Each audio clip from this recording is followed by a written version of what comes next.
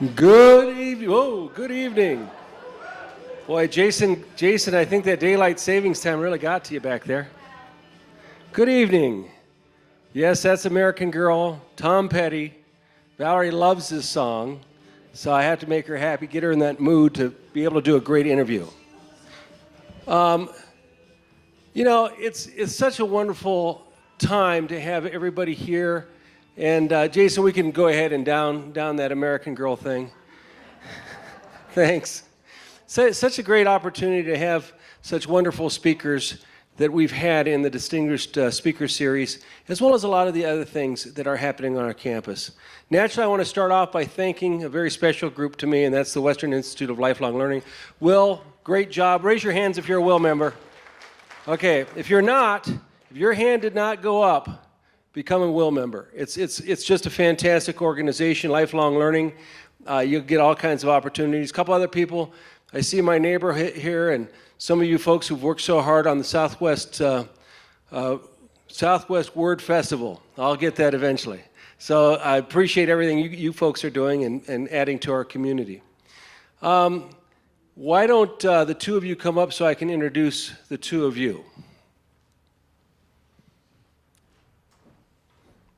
Go ahead, Jason.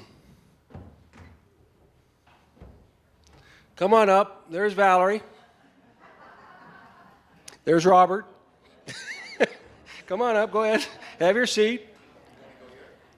So I'm going to tell you a quick story. They're at Lower Moreland Senior High. These were high school classmates. Yeah, they were. Robert is a year older than Valerie. And back in the 8th grade, Valerie was in the 7th grade, he asked her to dance. That's the only dance that they told me they've done. So, you know, that worked out well for me. But in any case, Robert is our guest tonight, and they gave me a bio on him that I'm supposed to read. And I normally don't read bios, but this one had some big words in it. So I thought I better go ahead and read it if I can see it here real quick. I don't know, can we turn up the light on the stage just a little bit? It's not that I'm getting old, it's that my eyes are not working anymore. So Robert Kerbeck, he's a writer, and he wrote a memoir called RUSE, Lying the American Dream from Hollywood to Wall Street. This is a story of a wannabe actor, yes, he used to want to be an actor, who became the world's greatest corporate spy. Frank Abagnale, author of Catch Me If You Can, if you saw that movie or if you've read that book, said Kerbeck has mastered the art of social engineering for what he calls rusing and taken it to a whole new level. While the New York Journal of Books wrote, Kerbeck's astounding spy story is fraught with tension. Robert's previous book was Malibu Burning, the real story behind LA's most devastating wildfire. Won a Los Angeles Press Club Award, a SoCal Journalism Award, the IPPY Award, and the Best of LA Award. Now, I'm going to add on my own 2 cents. He'll talk a little bit about this as he goes through. But Robert was involved in corporate spying, that is, getting information from corporations. Today, that's called Lincoln, okay? But back then, they didn't quite have that. And so that's the book of RUSE. He'll talk a little bit about that and some of his techniques he used. I'm hoping he does some of his accents. His wife, Gardia, where did you go, Gardia? There you are. She's in the audience with us. By the way, she has her own story.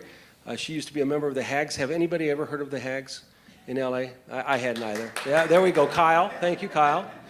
It was a punk rock band kind of thing, and with skateboards involved. But you can talk to her about that. But let's go back to Robert. It's his show.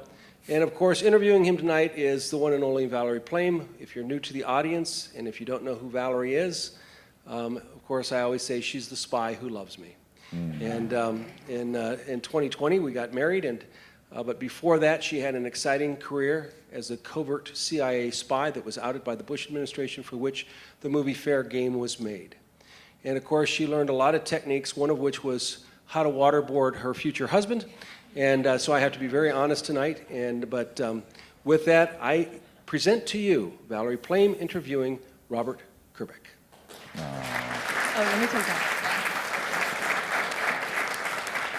Oh, first, thank you very much, Jason. Having that up there would just be too distracting. Now that you've seen our high school senior pictures, I mean, it has to stay here. Okay, this is the downside of being a public person is they pull up really unflattering. You look fine. It's a terrible picture of me. I disagree, but yeah. Anyway, thank you, Joe, and thank you to all for being here this evening. It's an absolute delight to have Robert with me on stage, Gardia in the audience. Robert has already done yeoman's work here at Western. He has taught 2 classes, English composition. Byron, Professor Byron is, Byron Trammell's out in the audience. And then also you addressed Will this afternoon, talking about some of the mechanics of writing and the creative process. So I want to dive into that. I want to talk about your 2 books and the process and espionage. We have many things to cover. I'd like to start first, as I was looking at your bio online and realizing you have a really interesting life story from an actor, and I want you to talk more about that. As that career just kind of began petering out, this other espionage, corporate espionage opened up. And then here you are on a 3rd chapter of being a really successful award-winning author, but that came late in life. Yeah. I don't think you thought about writing much before. So could you please, let's start there with how you came to thought, I'm going to put some of these stories down, starting with short stories and then your first book, Malibu Burning, and then to RUSE. Yeah, you know, we're all of a certain age here pretty much in this audience, right? And I think probably we have some other artists in the audience too, because this town is wonderful in that it seems like it's a real haven for artists. This is my first time here, and I've been welcomed in a way that I'd never imagined. I guess they talk about Texas hospitality, but I think New Mexico takes Texas down. Yay! And so, you know, I'm here to tell you, like, I did not get published until I was 50 years of age, right? And I was an English major in college, so I had some understanding of what it took to write. But as a young guy, I did not have the ability to sit still. And so and of course also I wanted to meet women. And someone told me that the theater was a very good place to meet women, and they were absolutely correct. And so I got involved in the theater, and then I fell in love with the theater. And as a young man, I did many, many plays in New York. I starred opposite James Gandolfini. I starred opposite Callista Flockhart, who was married to Harrison Ford, and began to develop this acting career. But as any of you know, if you're an artist, you need a survival job to help pay the bills. And who stumbles into a career as a corporate spy? But that's what happened to me. I needed a job. I only knew one person in New York when I moved there, and I said something to him about needing a job, and he briefly mentioned this job, and then he shut up right away, like he had been told, don't ever talk about this job, don't tell people about this job. And I said, dude, I'm broke, you know, help me out. And so he reluctantly got me an interview. I go to the Upper East Side. This woman was living in a doorman building. I take the elevator up to the penthouse. I get ushered into one of the nicest apartments I've ever seen. And so right away I knew whatever this woman's business was, it was very lucrative. And so we have this very strange interview. She never asks me anything about my skills. I had a resume. She did not ask to see the resume. She doesn't tell me anything about the job. She sends me on my way. I figured I blew it. But my buddy calls up and he says, you got the job, but don't get too excited because no one is able to do this job. And the next day I went out to Brooklyn and began to train at this young woman's apartment. She opens the door. She says, come on in. You'll work in my bedroom. I still had no idea what the job was. And I go into her bedroom. There's a futon on the ground and a desk. And she says, sit at the desk. And she begins to explain that what we do is we use our acting training. We use voices, accents. We create characters. We create personas to infiltrate corporations and to get them to tell us things that they should never in a million years tell us. And that was the beginning of my apprenticeship as a corporate spy. So what time frame are we? This is well before the internet. You know, Yeah. Joe joked around LinkedIn. Yeah, so this is way before Yeah. LinkedIn. So this is late 80s, early 90s. Yeah. And so in the beginning when we had this spying job, you know, we would go in person. We would go to a conference, or we would go to a bar where we heard certain, you know. But what we quickly learned is we could use the anonymity of the phone call, what people would call a social engineering phone call, and what I call a RUSE phone call, hence the title of the book. We would use the anonymity of the phone to get people to believe we were who we said we were, and to tell us pretty much anything we wanted to know about a corporation. And what kind of information was the most valuable? You know, What were they paying you for? so they, you know, I'm a big football fan, and so I describe it as they wanted the playbook on their opponent. They wanted to know anything and everything that they could know about their opponent that would take them from being 7 in the industry rankings to number 1 or number 2. And so we would find out, so for example, LinkedIn lists people that work at firms, but as comprehensive as LinkedIn is in a lot of ways, LinkedIn still doesn't tell you who the top people are at every firm, who the top producers are. You know, in our terminology, we say, who are the rock stars, right? Well, we would learn that. So we would go in, and if it was a sales force, we would learn the sales production numbers of all the people on the sales team. If they were traders, we would learn the rankings of the traders. If they were bankers, we would learn the size of their book of business. If they were designers, we would learn who the top designers were. And so that information then would be sold to that company's rivals, so theoretically then they could approach to steal the top 2 people at their rival. And again, I don't know how many people are football fans here, but you know, when Tom Brady left the New England Patriots and went to the Tampa Bay Buccaneers won the Super Bowl. New England Patriots now are a terrible team. And that's just an example to show you what talent can do for an organization. And it's the same thing in sports as it is in corporations, right? If you can get rock stars, your company can excel. And then, of course, people at the C-level, their bonuses are tied to the revenue and their stock price, you know, everything.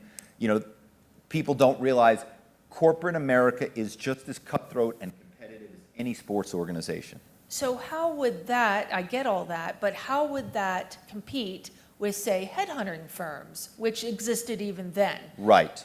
Right, so the headhunting firms would use that information. They use it, They would okay. use that information, right, yeah. So you know, most spies, when corporations hire spies, they don't obviously hire spies directly. They need to have plausible deniability. So the 2 main ways that corporations hire spies today are through the executive recruiting firms, the headhunting firms, or through the consulting firms, right? And so that gives the corporations the ability to say, oh my God, we had no idea what Robert was up to. And that was just one example of the information we would get. We would learn about new products. We would learn about how they were pricing new products, what their clients were, what their client contracts were, when those contracts expired. And so all of that information, you could swoop in, a rival could swoop in and steal your top client because they knew you were only getting paid this, and so we're going to underbid you, So give us an example of what you would do on the phone to pull out this information from someone who, doesn't know you, but you call up. Who do you say you are? This is Gerhard calling from the office in Frankfurt, Germany. We have the European Union regulators here, and we need some information from the States. Right? And you guys are laughing, right? And so that was the response of the person on the other end of the line. They would laugh and they'd smile. They go, oh my God, hey, you got this funny guy from Germany, And maybe they would look you up on their internet and they'd go, oh, Gerhard Mannheim runs compliance for Europe. Oh my God, I got the head of compliance for Europe on the phone. Okay, Gerhard, hey, sure. Well, hey, I got this guy in Germany. And are they going to tell you anything that you want to know? Yes, they are. And speaking of which, one of the big things nowadays, we live in this era where we hear a lot about hacking and phishing and all of that stuff. And for a while, it seemed like the phone call was dead and the social engineering phone call was dead. But corporations have done such an incredible job at protecting their firewall, their network with encryption and the server, and they've done all of this stuff, but they've forgotten that the weakest link in cybersecurity is, and always will be, the human being. And so now, I don't know if you saw, there was a major hack recently with MGM, the casino was hacked, and they were literally shut down for 10 days, right? If you were a guest at the hotel, you couldn't get into your room, the elevators didn't work, the slot machines didn't work. That hack started with a 10-minute social engineering phone call. Shut down a corporation for 10 days. And who knows how much money it Well, costs them? Millions. Well, they're estimating it at $100 million. And if MGM's admitting to $100 million, then It's double. It's double that, exactly. So in your book, you tell a story, I forget her name, but you had actually developed a relationship with this woman, and she had health issues. Can you talk to that, take us through that a little bit? Yeah, so, the book starts out, we would call people, and then we would develop relationships with people. And sometimes you would develop relationships, and, I had women ask me out on the phone and say, can we meet up? Can we meet for drinks? And this particular woman in the book, her name is Zoe, we developed this friendship. And she, at one point, revealed to me that she had cancer. And so, here I am listening to this woman tell me her life story, tell me about her family, tell me about her health, tell me about all this stuff. And at one point, she said to me, "You're my favorite person at the firm." She said, "I love our phone calls. I love talking to you." And it was such a powerful moment because, here I am. I'm not who I've said I am, right? She doesn't know me. She's never met me. That's not a real testament for corporate America and the relationships that get developed in the corporate world. And it was a very, very powerful moment. And it was one of the moments that made me realize I had to get out of that business. Because, as a young guy, when I first started doing it, I rationalized it. When I first started doing it, I was getting $8 an hour, and it was just a job to pay the bills, and I was going to be a famous actor. And then, like you said, when my acting career waned, then I kind of crossed over and I went to the dark side and eventually was making $2 million a year as a corporate spy. But and I'm not justifying it because it wasn't right, but the way I justified it was that, boo-hoo for Goldman Sachs. Boo-hoo for Google. If we're going to be in the American capitalist system, then I'm going to play the game too. And if I'm going to play the game, I'm going to win. And if poets can't get paid and actors can't get paid, well, then I'm going to get some money from the people that have money, which was Wall Street and the tech industry, right? That was how I thought. And again, I'm not saying that's right.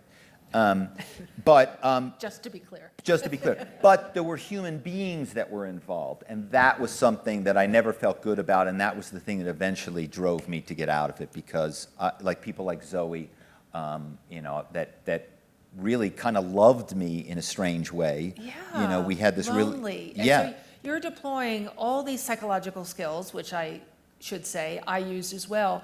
The most important one being listening. Right? People are lonely, and it doesn't take much to say, "Tell me about it," and they're off and running. And it has to come from an authentic place because people smell insincerity. But you're really drawing them out. But in your case, your ultimate objective was to get whatever your particular assignment was, and mine, it's to get them to spy for the United States. Let me ask you: did you ever get caught? Or by that, you've given a name and you call back a second time and they're like, you said you were Erhard, but there's no Erhard. I checked. There's, right. Anything like that happen? All the time, all the time, all the time. And what we would do in that situation is somebody would say, I looked you up, or I don't believe you are who you say you are, and I'm going to call security and I'm going to do this, and I want to know who you are. And I say, okay, hey, calm down. Would you like me to send you an email? Yes, I want you to send me an email. I went, okay, I'm going to send you an email. Well, I want you to send me an email, right? I'm going to send you an email. It's going to explain who I am, how this is a misunderstanding. I'm going to tell you why this is authorized. Just give me an hour. I got a couple fires I got to put out, and you will have it within an hour. Well, I better have it within an hour. You will have it, I promise. Worst case scenario, by the end of the day, you will have it. Everything will be fine. Well, okay, I'm sorry I got so upset, but just get me that email. No problem. And if some reason I get a little tied up today, I promise you, first thing in the morning when you come into work tomorrow, you will have that email. Now, what have I done?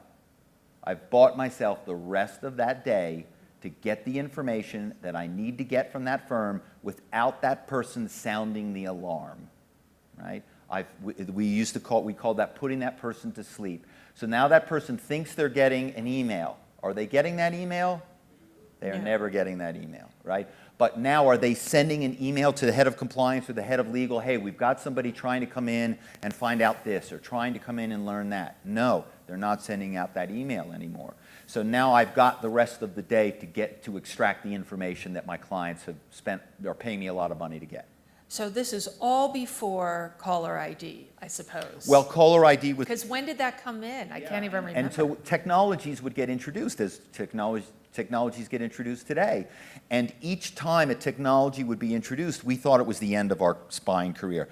And what we quickly learned is we could utilize the technology to our advantage. So when caller ID was introduced, if I would call the switchboard of, let's just pick the evil empire, Goldman Sachs, right? So I would call 212-902-1000, that's the main number for Goldman Sachs, which I have memorized. I have all the numbers memorized. And Goldman Sachs operator would say, blah, blah, blah, and they would see my phone number, right? But what I learned is I would get transferred to, let's say, the senior vice president of tax. They would transfer me to the senior vice president of tax. And the senior vice president of tax or his or her assistant would see my phone number. And then I'd say, oh my gosh, senior vice president of tax, I got transferred to the wrong number. I'm so sorry. What I really wanted to get transferred to was the senior vice president of marketing, and I'm so sorry, could you transfer me to that person? And they'd go, oh, no problem, we'll transfer you over to the senior vice president of marketing. Well, now guess what? My caller ID, what does it show? Goldman. Senior vice president of tax. So when the senior vice president of marketing assistants answer, I go, hey, it's Rick Jones in tax. Now I'm pretending I'm the head of tax whose number is showing up on the caller ID. Right? So that was a little flaw in caller ID they did not recognize for quite some time. And that's the thing that hackers do today. They do it whether you're a consumer or whether you're a business, is they're finding the vulnerabilities and then using those vulnerabilities. One of the big vulnerabilities that is coming and going to be coming hard is AI. And we're all going to have to really up our games because AI is ferocious in terms of what it's going to be able to do in terms of imitating our voices and even imitating our faces. So theoretically now you can get a phone call at 3 in the morning from your kid going, I'm in jail, I had a car accident, whatever, I need the credit card, blah, blah, blah. And of course you're going to be giving them the credit card because it's going to sound exactly like them and it's not them. Mm-hmm. So when you first started, starving actor in New York, you're working for the lady in the all-white penthouse. Yeah. But over time, didn't you go out on your own? Yes. So eventually I started my own firm and eventually trained spies that worked under me. And one of my spies is still out there. And when my book came out, he was texting me like a crazy person. And he was texting me, and I hadn't spoken to this guy in 10 years, and I was out of the business. I didn't want to get involved, and I had a feeling he was, the proverbial Al Pacino line, trying to pull me back in. And so I didn't respond, and one day my phone rings, and it's my mother. My caller ID says my mother, and I answer the phone, and it's him. See, spies get rused too, right? And he wanted to talk to me because he was panicked that my book was, because it's sort of an expose of the corporate espionage and corporate spying, he was worried that my book was going to put an end to all spying for all time and end his job and end his career. Which of course I thought was hysterical because spying is alive and well, and the MGM hack is a great example of it. Ransomware attacks are great examples because that's the big thing today. So he was one of the spies that I trained, and he's the last one kind of still out there. The last one. In the field. Well, Robert, you are a great storyteller, as I'm sure you can already tell, and that comes through, and your sense of humor. It's one thing to tell a funny story. It's very, very difficult to write a funny story. So I'd like to hear a little bit about, as you were pulling this together, you had, your first book was Malibu Burning. I want to speak about that as well. But tell us a little bit about, did you sit down every day and you had to do 2,000 words, or what did you set for yourself? Yeah, good old Stephen King. I don't know if you guys read Stephen King, obviously the famous writer. He wrote a book on writing, and it's a very good book. It's called On Writing. And he basically, berates you if you're not writing 6 days a week, 2,000 words a day. Which is a lot. It's insane, right? And now we know why Stephen King is so prolific. Now, I would argue that Stephen King might have been better off not being quite so prolific, because I've read a number of his books that he should not have published. But he is still quite an amazing author. So yeah, I don't put that pressure on myself, but I do try to write every day. I try to write first thing in the morning, especially if it's new material. So if you're going to start with the proverbial blank page, I think it's important to do that first thing in the morning. I can edit anytime during the day, right? But creatively, you are at your best in the morning. That's right, yeah. Yeah. So take us back to when you first started. From what I saw on your website, you just started with short stories. What possessed you to, I'm going to write a short story? I don't know what your first one was. Yeah, but you won awards early on. Yeah, so after the corporate spying kind of gig ended, and this is all in the book, so I don't want to spoil too much of it, but I had the proverbial midlife crisis, and one day I sat down and I wrote a suicide note. But it wasn't me writing the suicide note, it was this crazy character that I had met. My wife and I, we took this cruise, and we met this maniac guy who was an antique Islamic carpet dealer. And I wrote this book using him as the main character, called Sex, Rugs, and Rock and Roll. And it's a good title, right? My wife came up with the title, of course. And the book was pretty funny, but the book was actually bad, right? It was just a bad book because I didn't really understand how to write a book at that point in time. But because I had completed it, I knew now that I could complete a book, and then I started a writers group, the Malibu Writers Circle, which was a writing critique group, which I highly recommend if there are any writers out there and you're like, I want to improve my writing. The fastest, easiest, and least expensive way to do it is start a writing group, find 2 or 3 like-minded friends, meet every 2 weeks, meet every 3 weeks, meet once a month, share your pages, give feedback, and you can really get a lot accomplished with that.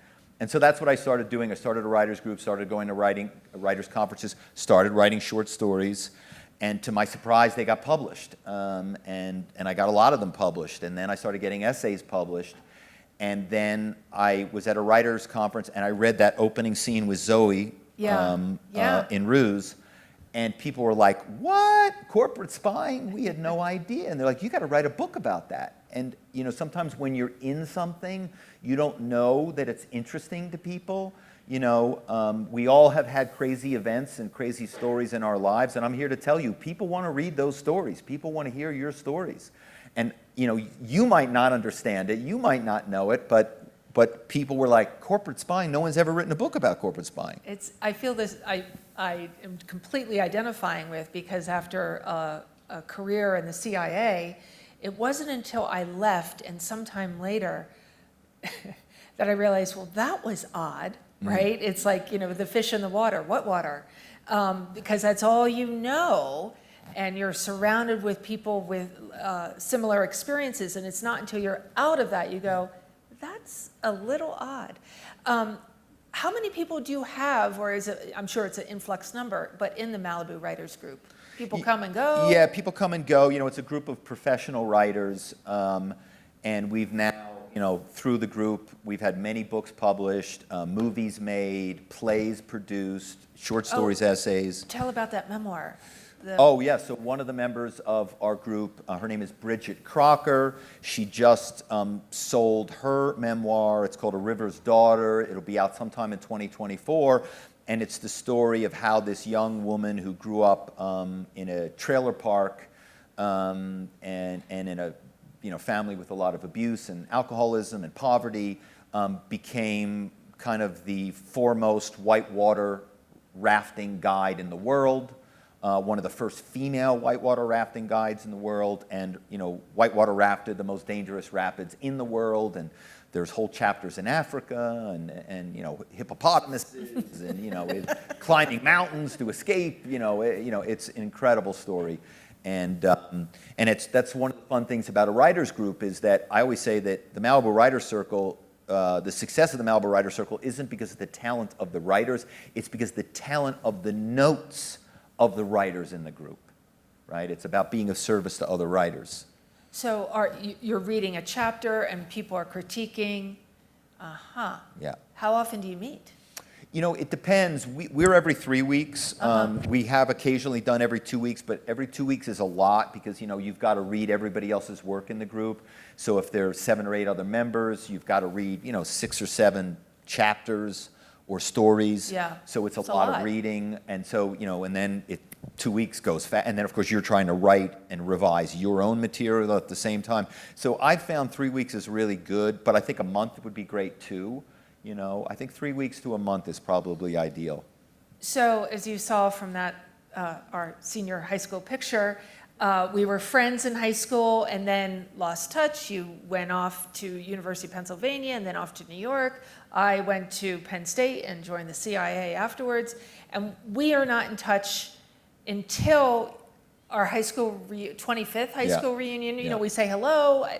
And then, but it wasn't until I forget maybe Facebook, but somehow I got a hold of your book Malibu Burning, and which came out in 2017. 19.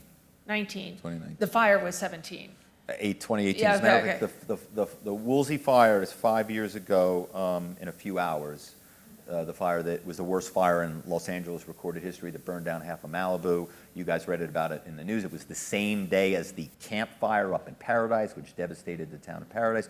Of course, you guys in New Mexico also know about wildfires because you had a terrible wildfire recently. So, yeah. But that was, I read Malibu Burning. I'm like, Robert the guy in my English class, you know, read it was really well done. Your ability to braid together different stories.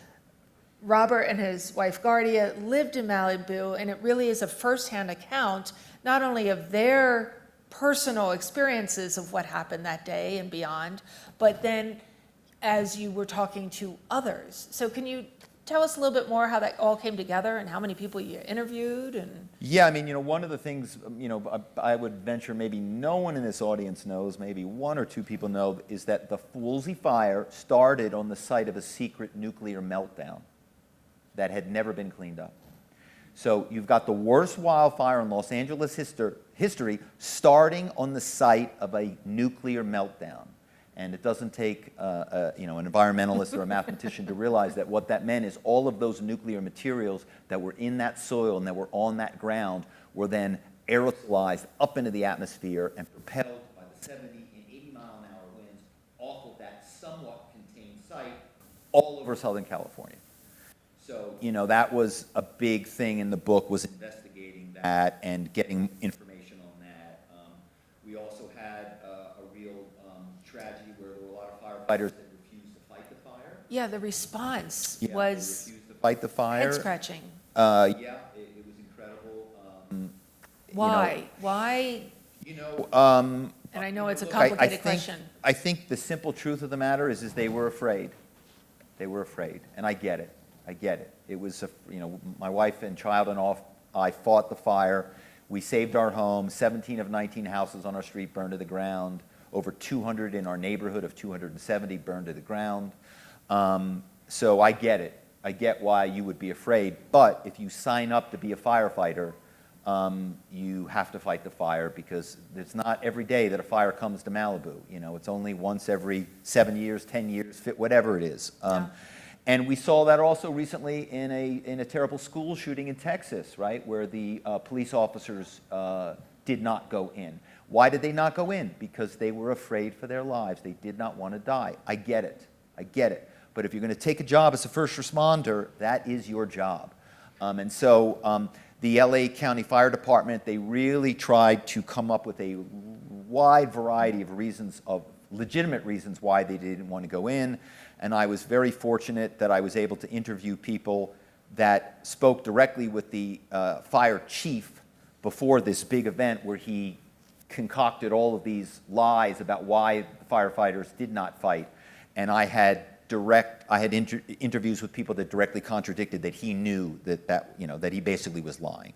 And so I was able to, catch him, in the proverbial, lie about why firefighters didn't fight the fire. So when it came out, did you find were some people very angry with you because you had exposed? Yeah, and in the beginning, when I was on a TV show, local LA TV show, and they prep you in advance and say, here are the 5 questions we're going to ask you, and one of them was about the fire response, and I was afraid to really come down hard because anybody that comes down hard on first responders, it does not go well. You are going to be vilified, and you are going to be the bad guy. And so I really backed off on that TV thing. I backed off I didn't let him off, but I didn't hit him, because I felt like my book had done it. Yeah. And everybody in Malibu knew it. I mean, you can Google today, there are pictures of engines lined up along the Pacific Coast Highway, not fighting the fire. The firefighters sitting in their engines with the windows up and the air conditioning on.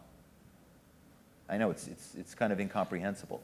What started it? Was it down power lines like Camp Paradise? Same Exactly. thing? It's the same thing that causes most of the major fires. It's the failure of utility providers' equipment. Uh-huh. And is that the same, just curious, is that the same utilities provider?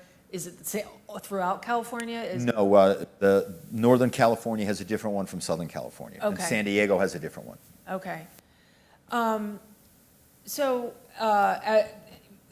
You finished this, did you go on book tour with that? I think you went to, at least around California and so forth.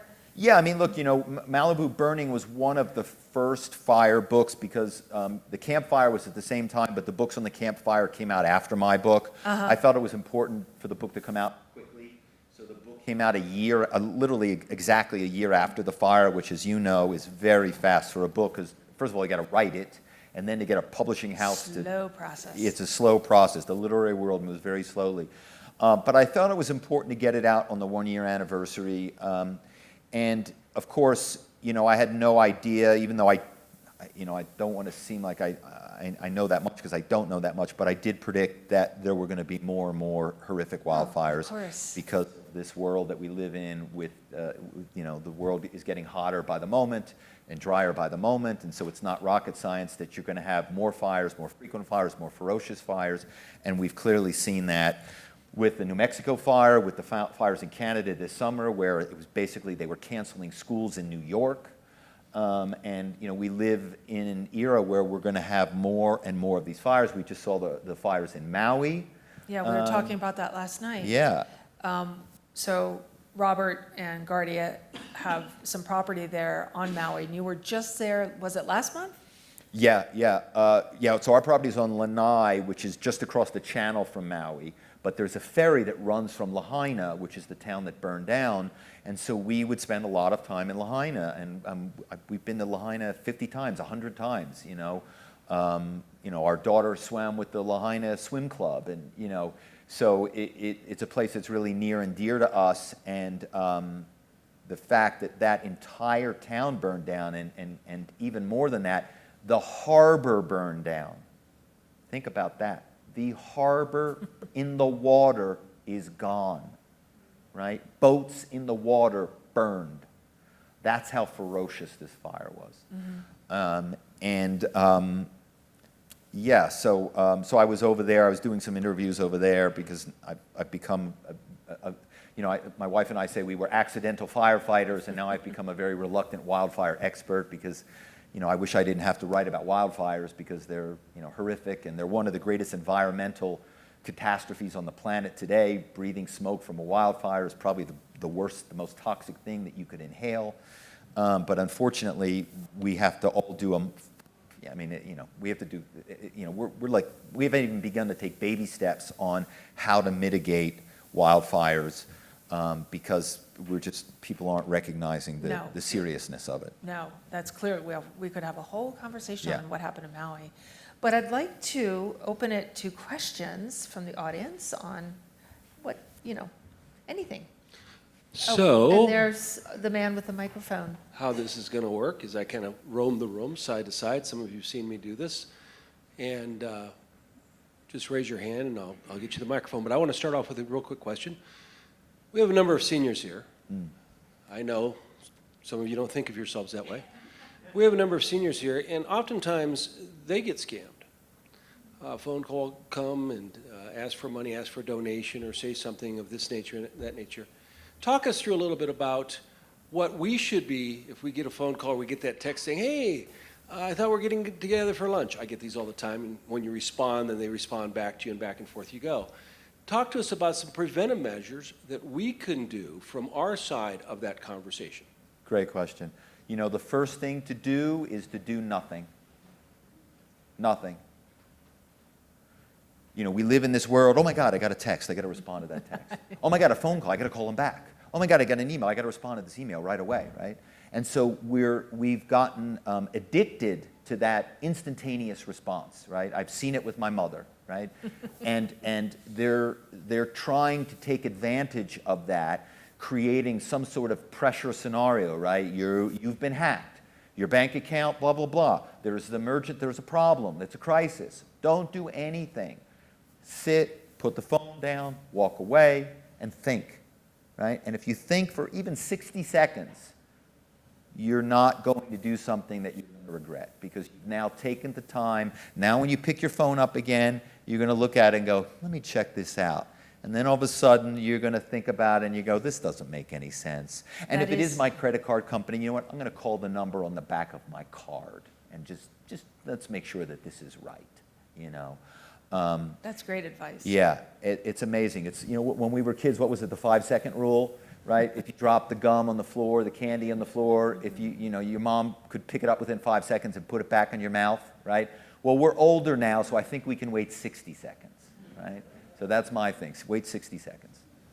Okay, opening up for questions. And the reason why you need to speak into the microphone is this is also being Zoomed. Ooh. Ooh. I'm not sure I want to be seen here, but what are you doing to prep your own family for AI scams? Great question. Do you have like a code system you're going to... Exactly. You have a code word. You have a code word. You know, so our code word is Maverick. Okay, Maverick from Top Gun, right? Because there's no way, you know, you can know how sophisticated this AI is going to get and how sophisticated hacking is going to get. And so if it sounds like Valerie is calling me on the phone, I'm going to believe it's Valerie on the phone. And so unless there's some way I can verify her, I'm probably going to do something that if it's not Valerie is going to be really problematic. And it was funny, I had a friend of mine the other day ask me if, you know, I could give him a couple $100 to hold him over because he's starting a new company. And I was like, sure, no problem. And this was via text. And, you know, I'm a corporate spy. And I said, you know what? I'm going to call my friend and get him on the phone. And I said, hey, it's the corporate spy in me. Just want to make sure that text was from you. And of course, it was from him. But, you know, you just have to take a little bit of precautions and a little extra step so you don't fall victim, because the step that you take is going to take a minute, right? 2 minutes.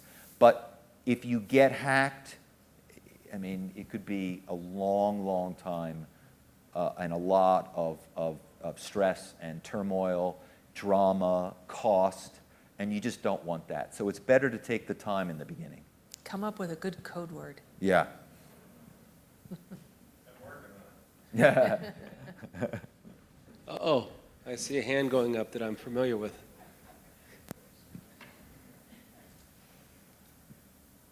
Yes, I'm his wife. This is a follow-up to the last question. Obviously, now our code word is no longer Maverick. But I would say when you come up with the code word, make sure your phone is turned off or not anywhere within earshot. Yeah. Because they're always listening. Yeah. Yeah. Yeah, I know, it's Those true. phones are transmitters as well as receivers. Yes. Yeah, that's right. Yes. That's right.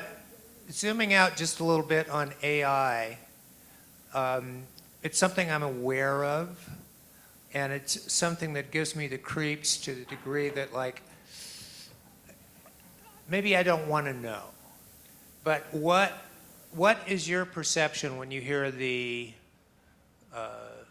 suggestions of chaos ensuing, et cetera, due to AI?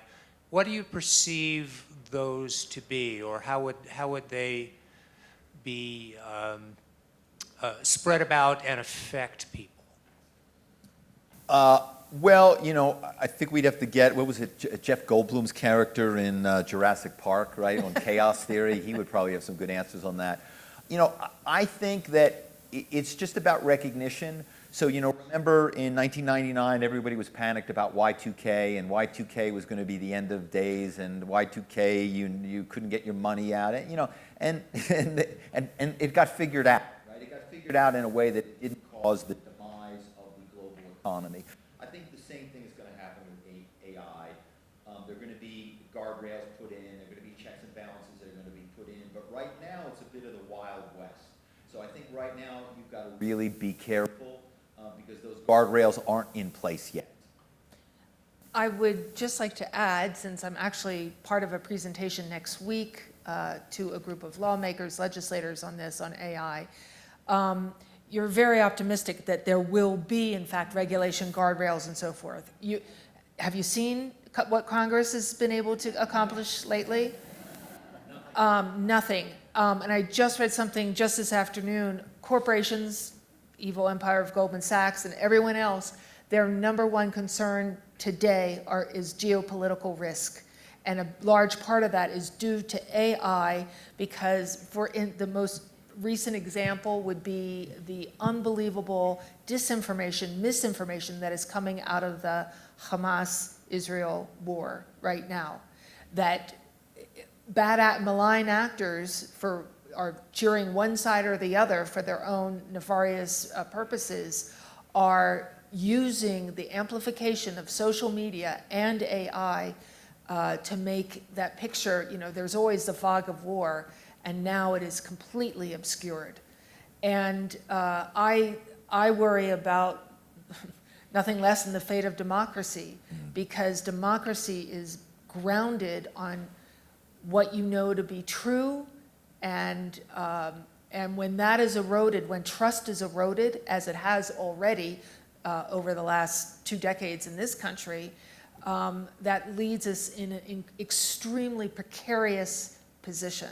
So, if you're in Santa Fe this weekend, Valerie is hosting a spy conference. And you should talk a little bit about it, because, Santa Fe's... it's called Spies, Lies, and Nukes. It'll be Friday, Saturday, Sunday in Santa Fe. And this will be our 3rd running, and I basically called up the first 3, when I first did this in 2018, I called up my former CIA colleagues, and I was like, hey, you want to come to Santa Fe? This one, it will be the best one yet. We are, of course, touching on the hot spots of the world: Russia, Ukraine, Israel, Gaza, China. We talk about disguises, how to recruit a spy.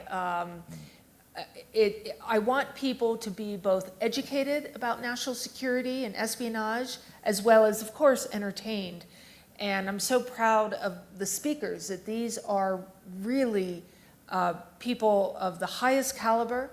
They have more awards than fit in this room, because they really have walked in that wilderness of mirrors. They are the true American patriots, and they all have integrity. And that's important to me, because there's a lot of posers out there. So if you're interested, the website's spiesliesnukes.com. So what's your take on devices like Alexa that are popping up everywhere? Are these two-way devices and people aren't aware of it? Yeah, well, I think, my wife basically hit the nail on the head, where, you say something about shoes, and the next time you open your phone, there's a shoe ad, right? Well, how is that possible? Because as Valerie said, these computers are transmitting everything that's happening in your world. They say they're not reading your emails. I don't believe it. They say they're not reading your texts. I don't believe it. And so they're what's the word for that? like harvesting. Well, yeah, or scraping. But Yeah, they scraping. they say, you know, we're only doing, you know, aggregated large data sets. Nonsense. Yeah. Like, really, you're going to trust Google? No. No. No. No. Yeah, real quickly on that, because we do it here at the university when we go recruiting. So we put in our web pages and so forth. Now, you'll never go out to our web page again. We put in, it's invisible to you, but it grabs your IP address. And then, so let's say you're interested in Western New Mexico University. You come onto our web page for one reason or another, hit a landing page. We grab your IP address, and for about the next 3 or 4 days, if you're on Facebook, ad will pop up, Western New Mexico University. If you're on Instagram, ad will pop up, Western New Mexico University. So it's more than just Alexa. It's, you know, when you go out on your browser, and there's ways to make your browsers private and secure that you might want to look into if that's something that is of concern. Because that is happening not only with the bad guys, but with just about everybody who's trying to do marketing. So something to keep in mind. Okay, I have 2 questions and then a comment on that. But so I hate to be greedy here. But first, my first question is about Zoe. I just want to know what happened to Zoe. How did that end? How did that resolve? Not And well. Has she read your book? Zoe died of cancer. And she was talking to me in her final days, and you know, it's a scene in the book, so I don't want to spoil it for anybody that might want to read or listen to the book. But yeah, I mean, it was heavy. It was really heavy because we had developed this. I can't say friendship, but it was sort of like a friendship, and I had been through her divorce with her over the phone. She wanted to date me briefly, but then she got remarried. She thought I was single because, of course, I was not who I was saying I was. I was married. And she was like, boy, I feel so sorry for you that you're single. You must be so lonely. I feel bad for you. I wish you were dating someone. We had this crazy relationship, And then she's sharing me all her health things. And she had good days. She had bad days. So Zoe passed away from that cancer. And she was giving you very valuable information. And she was, all the time she was giving me very valuable information. Did you come clean with her before she No, died? no, I did not. Ouch. Yeah. Okay, second question. So when I was imagining a book about corporate spying, I was thinking you had to prep and pretend to be hired into Yeah. a company. Yeah. Does that also exist, where people are actually hired in and are embedded? It does, and in the beginning, that's what we kind of were we were sort of doing by going to conferences and going to bars where we knew certain firms hung out, so we thought we could get that information. But what we quickly learned is you couldn't get that information, and also because our clients were hiring us to spy on multiple firms, if you get hired at a company, you're only getting information on one company.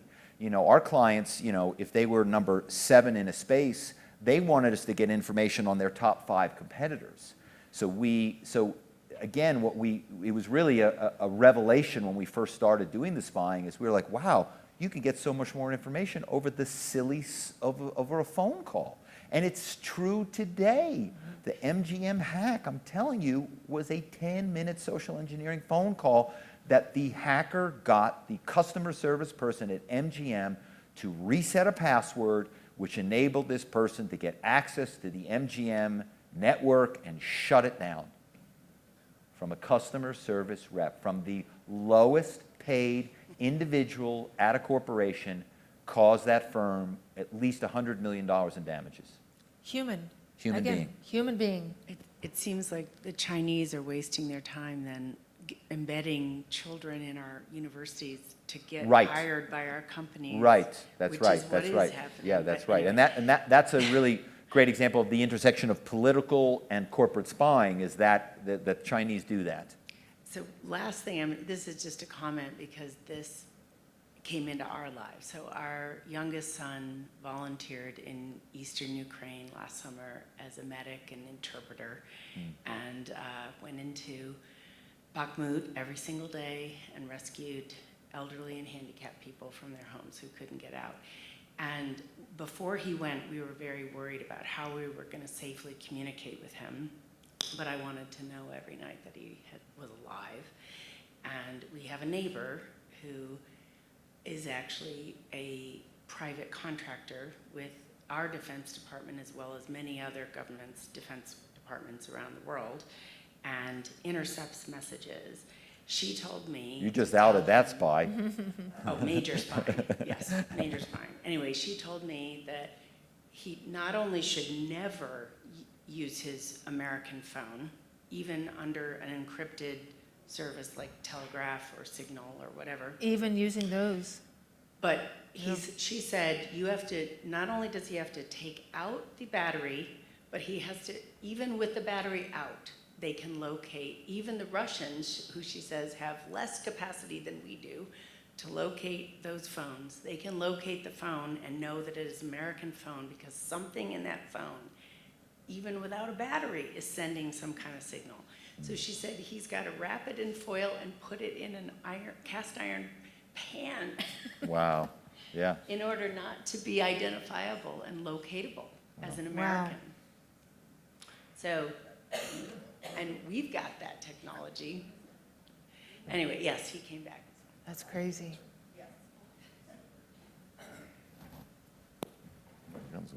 A lot of questions now. Yeah, warming up. So I get, the question is, and probably both of you, I mean, you lied and you stole and then Valerie, I assume you didn't steal, but you lied, maybe you stole too, I'm not sure on that one. But, and how do you compartmentalize that? Did it leak over into other parts of your life? And then when you're done, how did you what kind of wall did you put up so you could then function as a person doing something better, something without all of those compromises? And I mean, like you said, you can justify everything, but that is what you said you did as a living. So that's the question. Yeah, no, that's a great question. That's a great question. And, a lot of the book, I deal with that, right? I have a scene where my kid hears me on the phone doing my rusing and says, Dad, are you a hacker? And I say, oh, no, I'm not a hacker. What I do is da-da-da, and it's part of the capitalist system in America, and it's helping, blah, blah, blah, blah, blah. My whatever song and dance, and my kid says, but it's dishonest. And I said, you're right. And that was kind of one of the moments where the light bulb went off, and I was like, I got to get out of this. I got to stop doing this. And so even when I was doing it, though, there were lines that I wouldn't cross. So, for example, I would learn about acquisitions that were going to happen. And, insider trading was something I was never going to do. So, there were times where I would learn about a deal that was going to go down that theoretically I could have, bought stock and profited on that deal. And I never did that. Partly because I didn't want to cross that line, also partly because I was like, man, they got Martha Stewart for inside trading. You know what I mean? It's like corporate spying, nobody's been caught yet. So I was like, I feel pretty good that I'm going to be okay with that. But insider trading, man, you are going down, And then in terms of my regular life, maybe because I was an actor, and it was like, acting, I felt like I was kind of acting, when I was doing this rusing, and it was kind of my day job. So I didn't take, rusing into the rest of my life, I wasn't like, calling up my neighbor, pretending to da-da-da, to get him to turn the music down or, whatever the heck, ruse, So yeah, so and it's interesting too, because, so I write 2 books, the Malibu Burning book, and everyone's like, oh man, that was such an important book, and you're such a truth teller, you're telling the truth about everything that went wrong, and then I'm writing this book, and like, you're such a liar, you're such a liar, and it's kind of interesting, the human existence, right? I'm a liar, I'm a truth teller, I'm all of those things, and we're good people, we're bad people, we have good days, we have bad days, and again, not to justify, the rusing stuff that I did, but, that's the complexity of this particular human being. Thank you. I think my framework was different I was very clear-eyed about what I was doing and why. When I joined the CIA, it was at the height of the Cold War, the Soviets, white hats, black hats, and then over time, as I developed my expertise in nuclear counterproliferation, I passionately then and still do believe that the world would be better off without nuclear weapons. So everything I was doing toward that, you could say I justified it, but I felt I was trying to do my little part to advance that goal.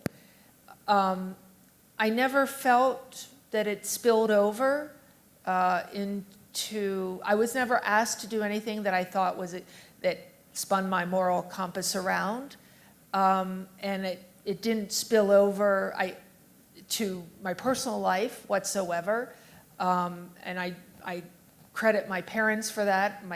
I won the parent lottery. I had a great upbringing, and they made it very clear of how you move through the world, and I took that seriously. I would say some of my colleagues did get lost sometimes. The alcoholism rate is off the charts, as you might imagine, for all kinds of reasons. It's a stressful job, but they kind of believed some of their stuff, and of course there's so many possibilities for infidelity, because you can tell your spouse, I've got to go do this, secret mission overseas, and I'll be back in a month, and so there's lots of opportunity for that. So people do lose the thread, but for me personally, I believed in what I was doing, and I continue with that passion. Thus, Spies, Lies, and Nukes, and I'm talking about the threat to the global nuclear order. So I just do it overtly now, not covertly. Thank you for those candid answers. My question is sort of an extension of what Jamie just asked you, but sort of after the fact. I'm wondering, Robert, what was your actual intent in writing the book, and what did you expect to be the outcome from the book, and have you seen any consequences since it's come out? Oh, that's a great question. One of the funniest things, most shocking things about writing the book, so it's, my publisher said I'm the first corporate spy to write an expose about this corporate spying. And the thing that was most shocking is, so I write the book, and the book comes out, and I start getting all these emails from corporations that want to hire me to spy for them. Yeah.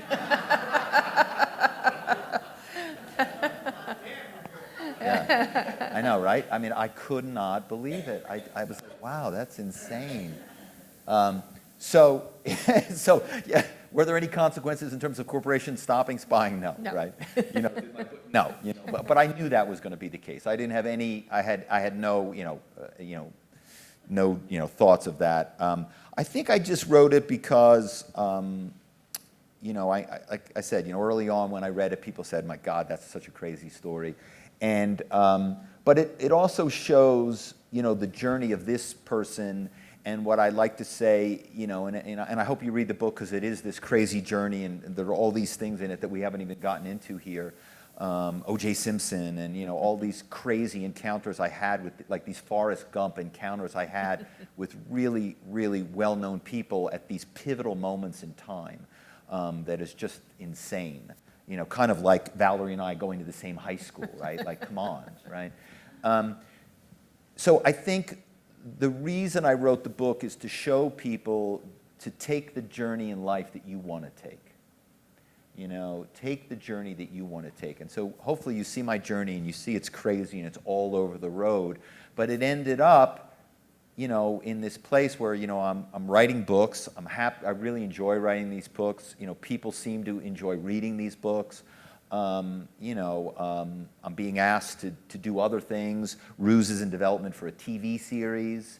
So, there's a lot of stuff that has happened because I took the crazy journey, right? If I had stayed working for my father and my father's business, As a young guy, I probably would be dead. I would have, Explain what your dad did. my dad, no surprise here, my dad was a car dealer. Kerbeck Cadillac. So I'm the son of a car salesman. And my father wanted me to take over that business. And it was a very successful business. And my cousins still have it today. It still exists today. And it was started in 1899. My great-grandfather sold horse carriages before automobiles were invented, and then switched over to automobiles. And so it was a real family legacy. And I was the oldest, and I turned my back on it because I wanted to be an actor. And, so all of these permutations, I think, make us who we are. And so, I encourage you guys to do the same, and encourage your children and your grandchildren to do the same, which is take the journey that they want to take, not the one you want them to take, the one they want to take. Because, so many times you don't know where that journey is going to end up. Bruce Springsteen's dad, I don't know if anybody's read Bruce Springsteen's memoir. Excellent. Right. And his dad did not want him to be a musician, right? Thought it was a waste of time, was very against it. And at one point, there's a scene where Bruce Springsteen is marrying his first wife, and the paparazzi have located the location of the wedding, and helicopters are flying over, and there's photographers everywhere, and it's just insanity. And the father, who's never said anything to Bruce about all of his success and fame, turns to him and he goes, "Looks like you were right." We're going to now wrap it up. I know some of you still have questions. Robert and Valerie will stick around and answer those individually, but it's about 5 minutes past 8 o'clock. We always try to keep this at an hour. Robert, if you could conclude with something that's also important to those of us who live in the Gila, with our vegetation and so forth. Your house nearly got burned down. You had, in fact, it burned all around your house, as I understand it. Yeah. Any tips for us who live in that kind of environment on how we should protect our homes? Yeah, well, one of the big things that they've learned is that, it's the embers that burn your home down most of the time. It's not a wall of flames. It's an ember that lands on something on your property, lands on your deck, lands on a chaise lounge. Chaise lounge catches on fire, deck catches on fire, house catches on fire, right? So, they talk about creating this 5-foot buffer zone where there's nothing flammable within 5 feet of your house. That's a really good place to start, right? So no wood pile, and I would encourage people to do far more than 5 feet, but 5 feet is a good start. Because most of these fires are wind-driven. Embers can travel incredible distances. Embers from a eucalyptus tree can travel 25 miles. And so you need to be prepared. We all basically live in fire zones now. Mm-hmm. And it doesn't take a lot to save your home. It really does not. And by the way, if you know a fire's coming, if you have things, you can move them away from the house. And another thing that's sort of counterintuitive is you can put everything inside the house, but not around the house. Thank you very much, ladies and gentlemen. Robert Kerbeck. Thank you. Thank you. So we have copies of Robert's book for sale in the lobby. It is excellent. I really encourage you to read it. It's funny, it's touching, you learn something. It's beautifully done. Congratulations. Oh, thank you. And if we run out, if you buy up all the books, then we'll order some more. You can order it obviously through any of those services of those big bad corporations that you're talking about. Again, thank you very much for being here this evening. Greatly appreciate you. Have a wonderful evening.